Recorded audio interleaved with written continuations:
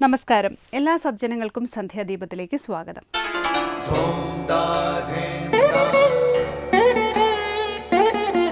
ശുഭം ഭവതു കല്യാണമായുസാരോഗ്യവർദ്ധനം സർവദുഃഖവിനാശായ സന്ധ്യാദീപം നമോസ്തുതേ.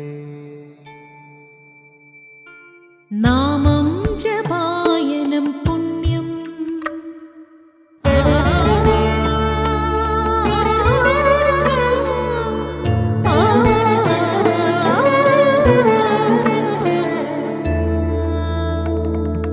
നാമം ജപായനം പുണ്യം നിരുപമദീപാങ്കുരം പോലെ സ്വരശ്രുതിലയവരമതുലം ദേവാങ്കണം മോക്ഷസംഗീതസാരം നീളും വഴിത്താരയിൽ ജീവതാരം മന്ത്രാലാപം മായാവിൻ നിൻ പ്രസാദം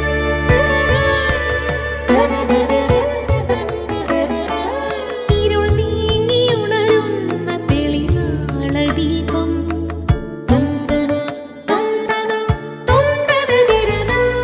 ഇരുൾ നീങ്ങിയുണരുന്ന തെളിനാളദീപം പ്രണവാമൃതം ചൊരിയുന്ന ദീപം ദീപം ദീപം ദീപം ദീപം സന്ധ്യാദീപം.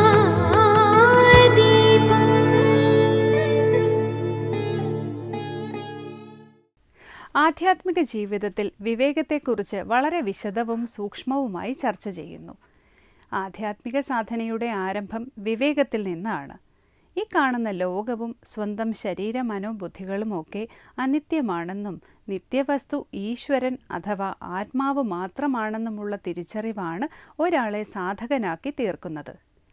മോക്ഷസാധനയ്ക്ക് മുഖ്യമായി 4 ഘടകങ്ങളുണ്ടെന്നും അവയിൽ സർവപ്രഥമം നിത്യ അനിത്യ വസ്തു വിവേകമാണെന്നും വിവേക ചൂടാമണി പ്രതിപാദിക്കുന്നു.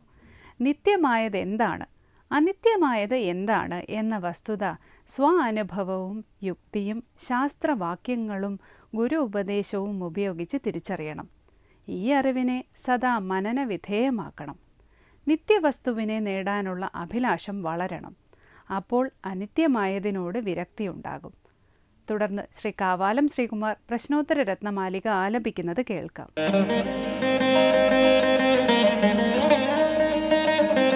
കാച പരദേവദോക്താ ചിച്ഛക്തി കോ ജഗദ്ഭർത്താ സൂര്യ സർവേഷാം കോ ജീവനഹേതു സപർജന്യഃ.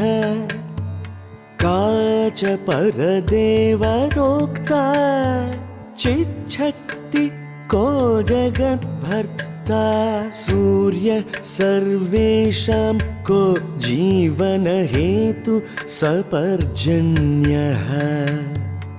സന്ധ്യാദീപം.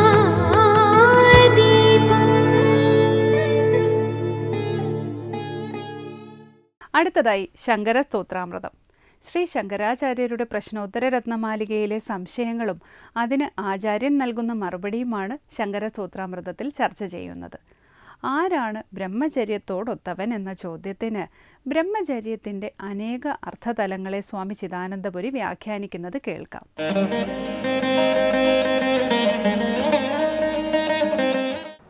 പ്രശ്നോത്തര രത്നമാലികയിൽ 53-ാമത്തെ ശ്ലോകമാണ് നമ്മൾ ശ്രദ്ധിക്കുന്നത്. അവിടെ മനുഷ്യന്മാർക്ക് ഏറ്റവും ദുഷ്കരമായത് എന്താണെന്ന് ചോദിച്ചു.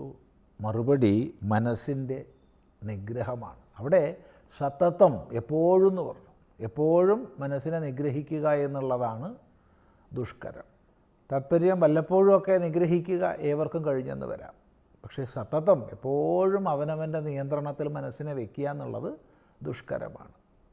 അപ്പോഴാണ് അടുത്ത ചോദ്യം വരുന്നത്, കോ ബ്രഹ്മചര്യവാൻ, ആരാണ് ബ്രഹ്മചര്യത്തോടൊത്തവൻ? ബ്രഹ്മചാരി ആരാണ്? അപ്പോൾ ബ്രഹ്മചര്യത്തോടൊത്തവൻ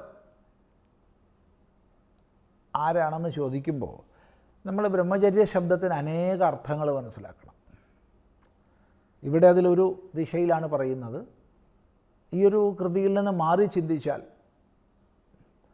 ബ്രഹ്മചര്യത്തിന് പരമമായ അർത്ഥം ബ്രഹ്മത്തിൽ തന്നെ അഭിന്ന ഭാവത്തിൽ ചരിക്കുക എന്നുള്ളതാണ്. അഹം ബ്രഹ്മാസ്മി എന്നുള്ള ബോധം, ഞാൻ ബ്രഹ്മമാകുന്നു എന്നുള്ള ബോധം, ആ ബോധത്തിൽ എല്ലാ പരിമിതികളും അകന്ന് സ്വതന്ത്രനായി, സർവതന്ത്ര സ്വതന്ത്രനായി തന്നിൽ താനായി കഴിയുന്നതാണ് ഏറ്റവും ഉയർന്ന അർത്ഥത്തിൽ ബ്രഹ്മചര്യം. ഇനി അല്പം ഒന്ന് സാധനാതലത്തിലേക്ക് ഇറങ്ങി വന്ന് പറഞ്ഞാൽ,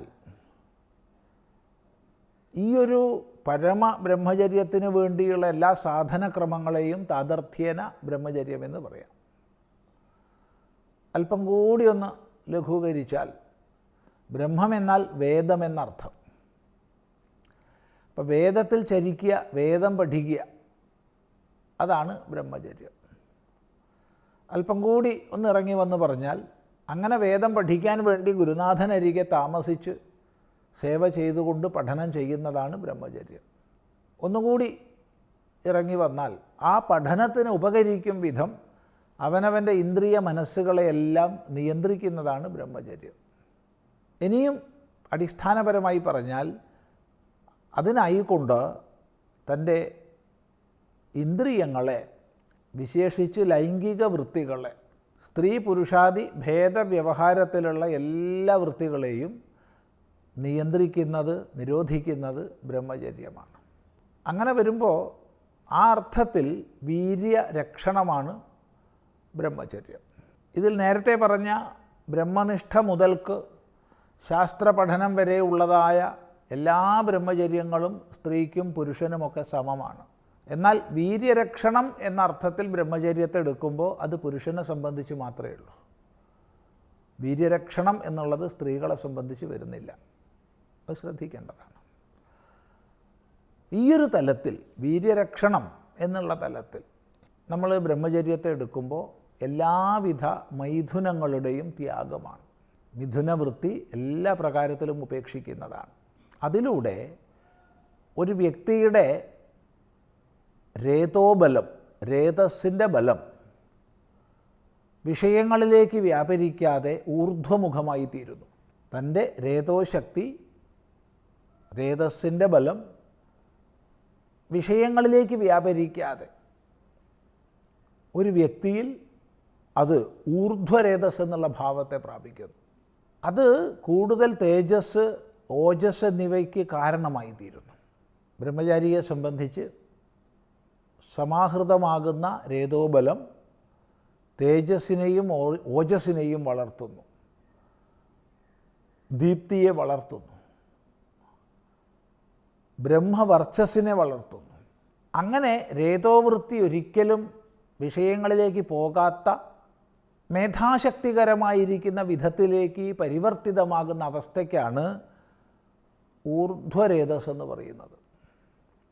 അപ്പോൾ ഊർധ്വരേതസ് ബ്രഹ്മചാരിയുടെ പര്യായമാണ്. ബ്രഹ്മചര്യത്തിൽ നിഷ്ഠ കൈവന്നാൽ അയാൾ ഊർധ്വരേതസ്സാവുകയാണ്. അപ്പോൾ തൻ്റെ രേതോവൃത്തി വിഷയങ്ങളിലേക്ക്, അധോഭാഗങ്ങളിലേക്ക് പോകാതെ ഉയർന്ന ഊർധ്വഭാഗങ്ങളിലേക്ക് സമാഹരിക്കപ്പെട്ടവൻ എന്നർത്ഥം. അങ്ങനെ ഊർധ്വരേതസ്സായവൻ ഊർധ്വരേതസ്കഃ. ആരാണ് ബ്രഹ്മചാരി? ഊർധ്വരേതസ്കനാണ്. എങ്ങനെയുള്ള ഊർധ്വരേതസ്കൻ? അസ്ഖലിതോർധ്വരേതസ്കഃ.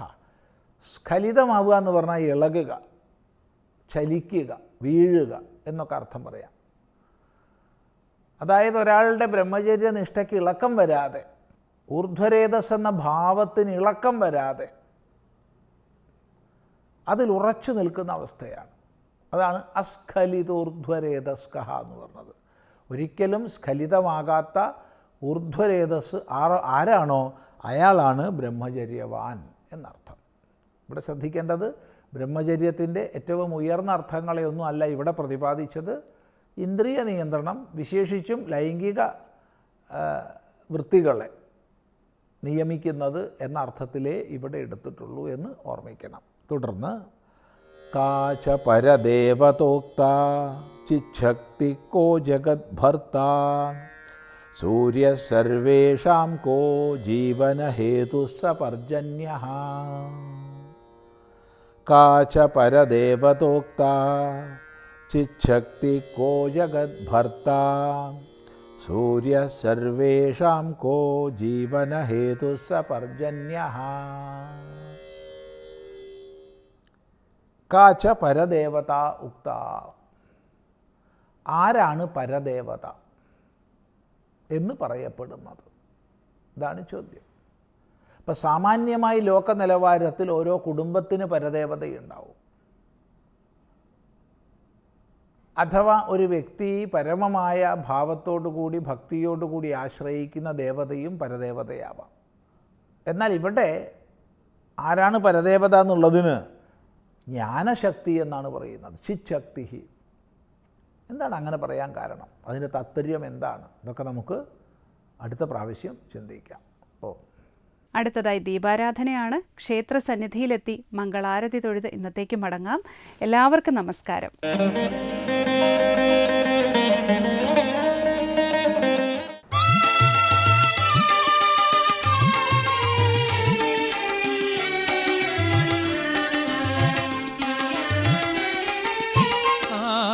ആറ്റുകലമ്മേ സുരേശ്വരി, ആറ്റുകലമ്മേ സുരേശ്വരി, മോക്ഷമേകുകമേ ദേവി, ആറ്റുകലമ്മേ സുരേശ്വരി, മോക്ഷമേകുകമേ ദേവി, ആത്മപൂജകളേറ്റുവാങ്ങാൻ കാൽക്കലിന്നെൻ പൊങ്കാല, ആത്മപൂജകളേറ്റുവാങ്ങാൻ കാൽക്കലിന്നെൻ പൊങ്കാല, നിൻ കാൽക്കലിന്നെൻ പൊങ്കാല, ആറ്റുകലമ്മേ സുരേശ്വരി.